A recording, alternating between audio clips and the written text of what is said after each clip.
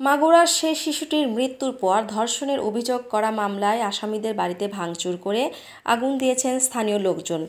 বৃহস্পতিবার সন্ধ্যা 7:15টার দিকে মাগুরা পৌর এলাকায় আসামিদের বাড়িতে প্রথমে ভাঙচুর করা হয়, পরে অগ্নিসংযোগ করা হয়।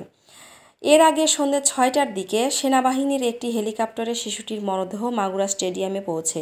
এরপর শহরের নোমানী ময়দানে শিশুটির প্রথম জানাজার নামাজ অনুষ্ঠিত হয়। জানাজার নামাজের পরপরই আসামিদের বাড়িতে ভাঙচুর ও আগুন দেয় স্থানীয় লোকজন। শিশুটির বাড়ি মাগুরা জেলার শ্রীপুর উপজেলার একটি গ্রামে। সেখানে রাত 8:20 দ্বিতীয় জানাজা সম্পন্ন হয়। ওই গ্রামের কবরস্থানে শিশুটির দাফনের প্রস্তুতি চলছে। এর আগে বেলা 1টায় রাজধানীর সম্মিলিত সামরিক হাসপাতালে চিকিৎসাধীন অবস্থায় শিশুটি মারা যায়। একটি সংবাদ বিজ্ঞপ্তিতে বলা হয়, সিএমএইচ-এর সার্বজনীন চিকিৎসা ব্যবস্থা প্রয়োগ এবং বিশেষজ্ঞ চিকিৎসকদের সর্বোচ্চ প্রচেষ্টা সত্ত্বেও তাকে বাঁচানো সম্ভব হয়নি।